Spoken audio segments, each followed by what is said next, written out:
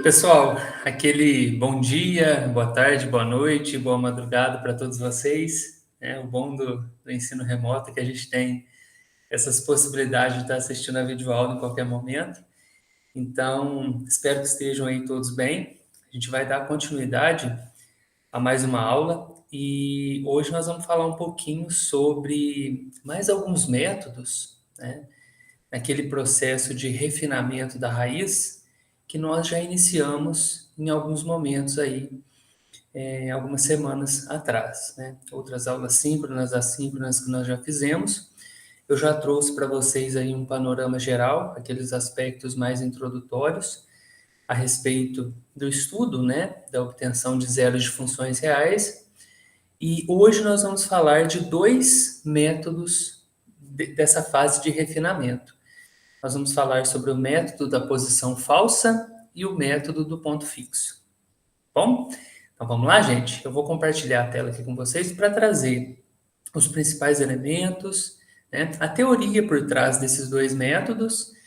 Peço para que vocês façam as suas anotações, para que quando nós estivermos lá no nosso momento síncrono, a gente possa retomar essa parte teórica e aplicar, né? Fazer ali alguns exercícios, trabalhar com algumas demonstrações, para que a gente possa utilizar de todos esses elementos que serão apresentados aqui hoje.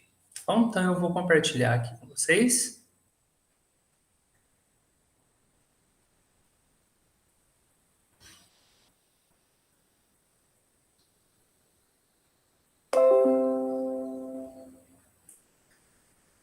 Bom, gente, então, como eu já tinha comentado, né, os tópicos dessa aula serão o método da posição falsa e o método do ponto fixo.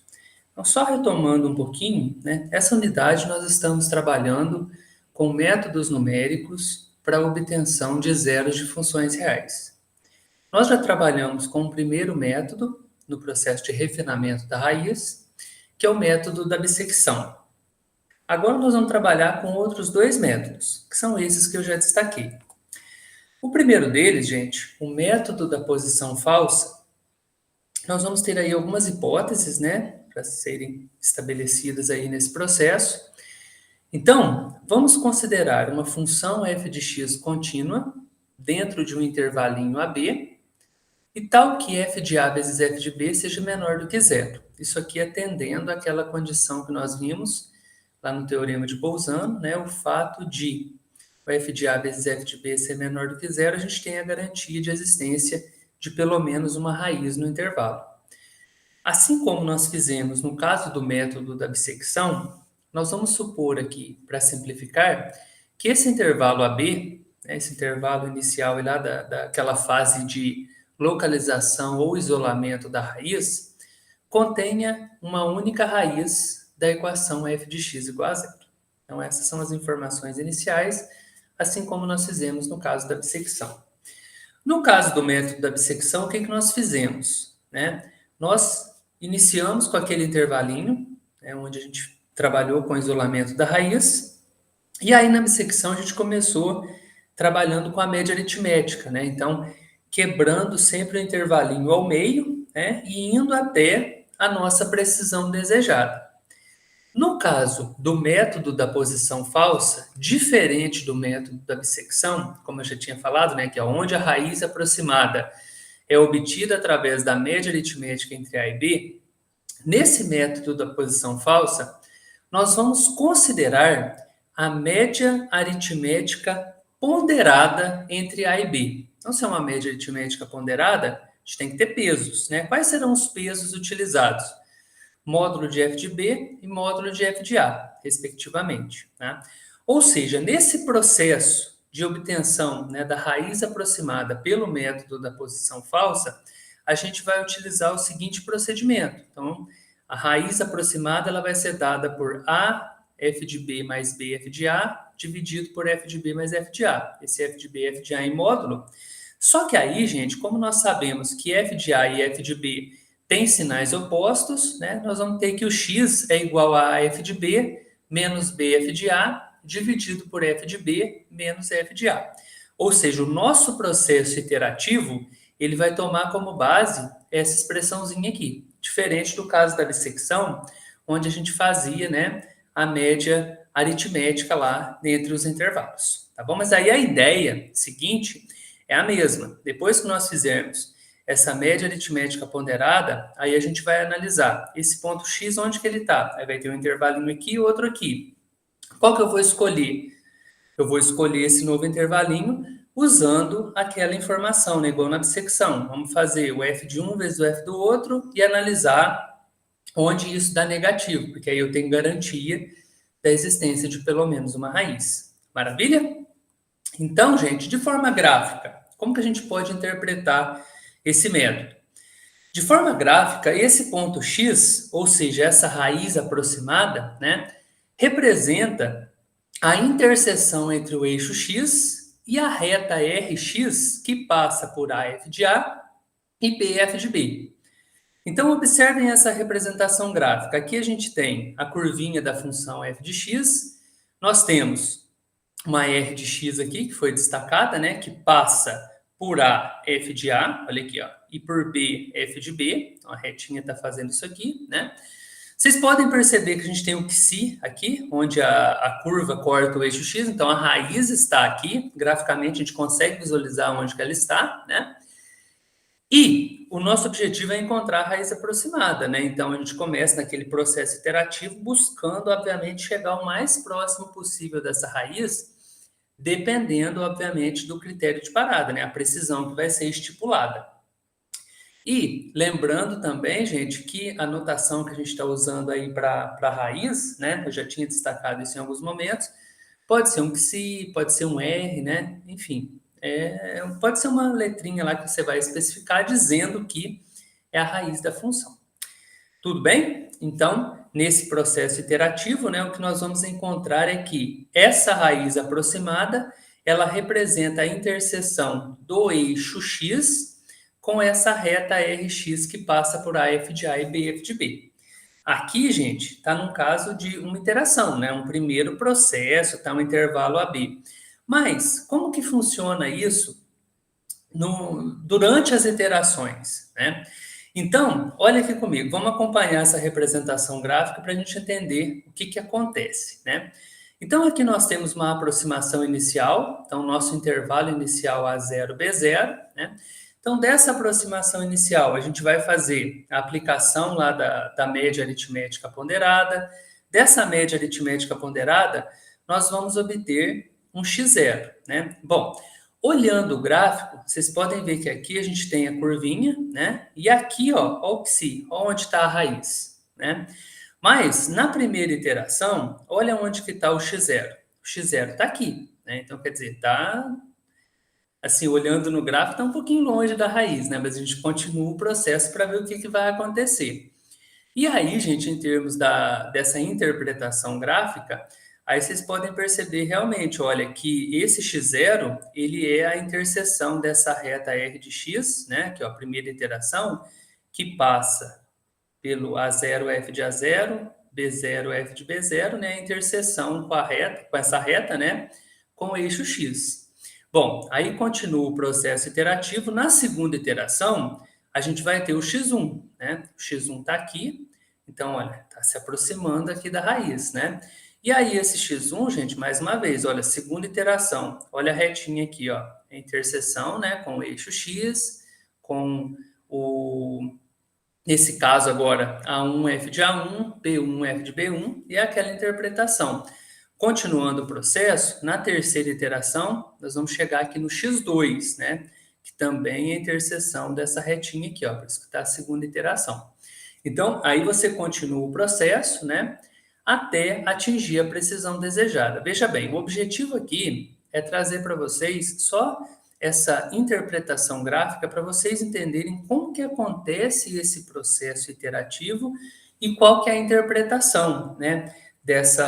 Até da informação anterior, em termos dessa interseção com o eixo x, né, dessa reta r de x, que passa pelo AF de A, BF de B. Beleza? Então, deem mais uma olhadinha nessa figurinha depois, façam as suas anotações aí, e qualquer dúvida a gente vai conversando, e lá na aula síncrona, né, em outros momentos também, eu estou à disposição aí para a gente conversar um pouquinho mais sobre isso. Bom, da mesma forma que lá na bissecção, a gente tem que especificar, né, um critério de parada para não ficar infinitamente rodando ali o processo iterativo. E aí, gente, o critério de parada no método da posição falsa é o seguinte: módulo de BK menos AK menor que a precisão, ou então F de A, ou F de B, ou F de X menor do que a precisão. Então, tem essas duas condições que você pode analisar, né? Ou isso ou isso. E depois que isso acontecer, nós vamos considerar, obviamente, o valor do x, né? Que aí a iteração, então a x0, x1, x2, enfim, depende da iteração a qual você esteja, como a raiz aproximada, ou seja, x igual a esse x barra. Então, aqui a raiz aproximada só teve uma nova notação para ela, chamando ela de x barra. Tá? Beleza. Então, gente, aqui a gente tem o algoritmo, né, para esse método da posição falsa. Então, aqui a questão da continuidade, né, a função contínua no intervalo AB, f de A vezes f de B menor que zero, aqui os dados iniciais, né, aqui a fase do isolamento, aqui as precisões, né, estipuladas duas precisões, mas o que pode acontecer é dessas precisões serem iguais, então você teria uma única precisão. Aqui, o que vai acontecer na ideia do critério de parada, né? Então, se atingir esse valor aqui, então o x é a raiz, se acontecer isso, né? Então, tudo aquilo que eu já disse anteriormente, aqui é a primeira iteração, aqui o que acontece lá naquela formulazinha inicial que eu falei da média ponderada, e aí o processo vai continuando, né? Aquele processo iterativo. Então, esse aqui é o algoritmo que pode ser implementado inclusive no Scilab, né, que é o que a gente está trabalhando aqui na disciplina. Bom, uma observação importante é que se f de x ela é contínua no intervalo AB com f de A vezes f de B menor que zero, então o método da posição falsa vai gerar uma sequência convergente da mesma forma que o método da bissecção. Beleza? Então a gente tem essa garantia de convergência para a raiz. Então, esse é um primeiro método, né, que eu trouxe para vocês aqui nessa aula de hoje. Um segundo método que eu já quero trazer aqui para a gente conversar um pouquinho é o chamado MPF, método do ponto fixo. Aí, MPF daria a entender método da posição falsa também, né? Mas o MPF é usado para o ponto fixo, beleza? Então, sempre que aparecer MPF, você vai considerar que é o método do ponto fixo. Esse método, ele também costuma ser chamado de método da iteração linear, ou MIL. Então, pode ser essas duas formas, né, esses dois nomes para esse método. Então, nós vamos considerar uma função f de x contínua em AB, intervalo que contém uma única raiz de f de x igual a zero, aquele f de A vezes f de B menor que zero, então, aquelas hipóteses iniciais. Esse método do ponto fixo, ou método da iteração linear, o que é esse método? Ele consiste em transformar esta equação f de x igual a zero em uma equação equivalente, x igual a φ de x. Então, vai se fazer uma transformação e a partir de uma aproximação inicial, um x0, né? Então, você vai ter uma aproximação, um chute inicial lá, você vai gerar uma sequência xk de aproximações para essa raiz. E como que isso vai acontecer? Isso vai acontecer através dessa relação aqui, ó, xk mais 1 igual a φ de xk.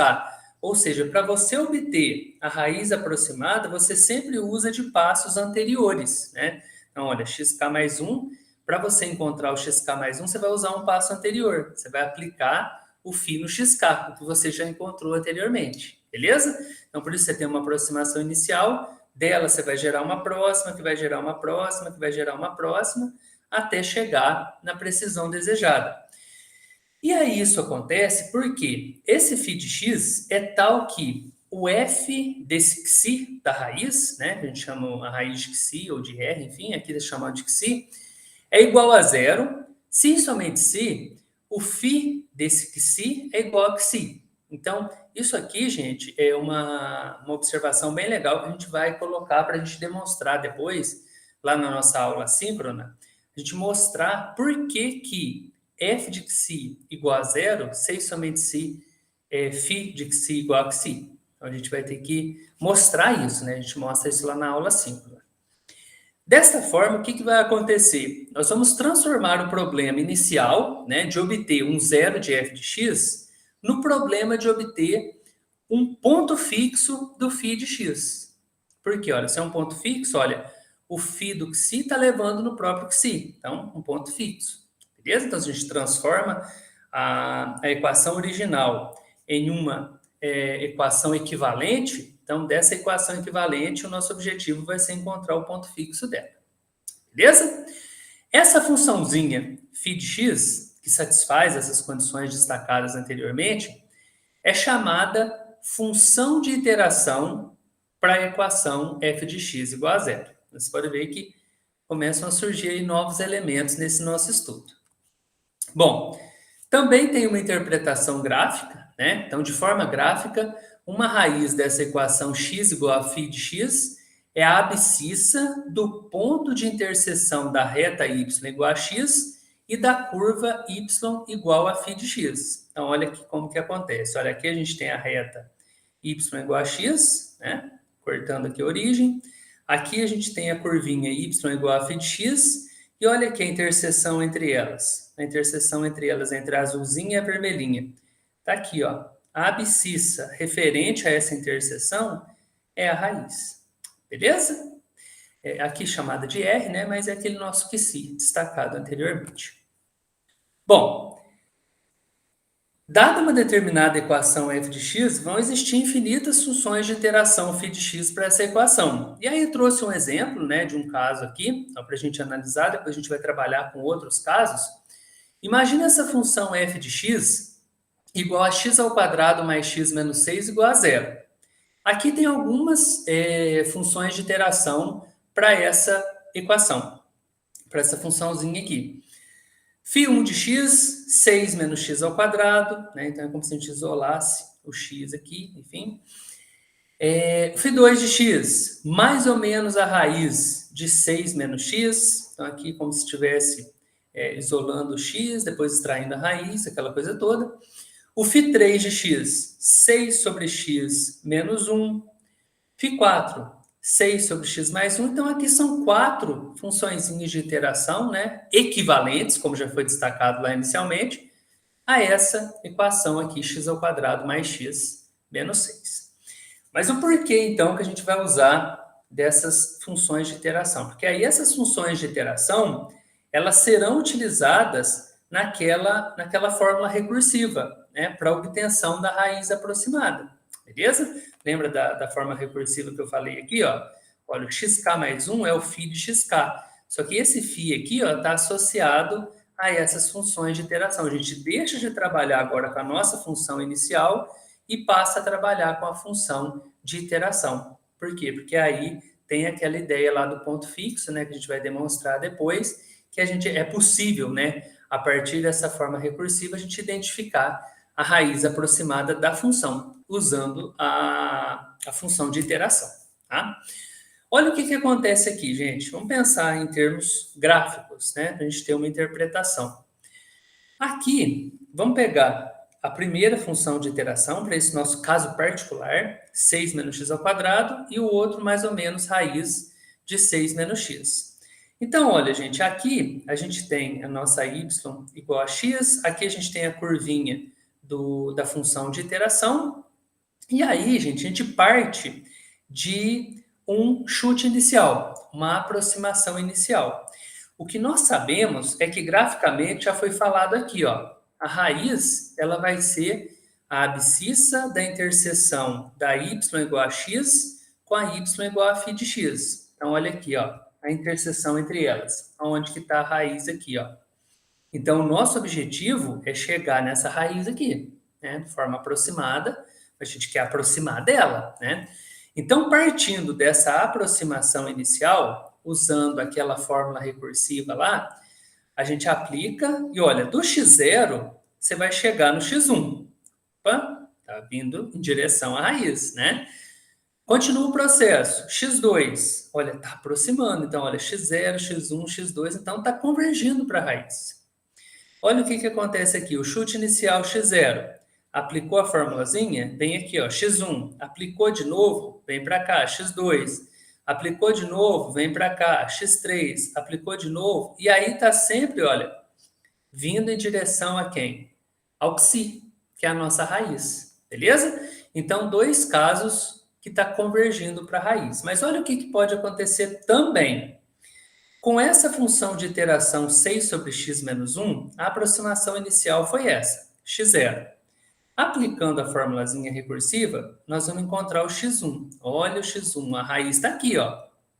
x0 estava aqui, o x1 veio para cá. Aplicou de novo, x2 veio para cá. Se aplicar de novo, x3 veio para cá.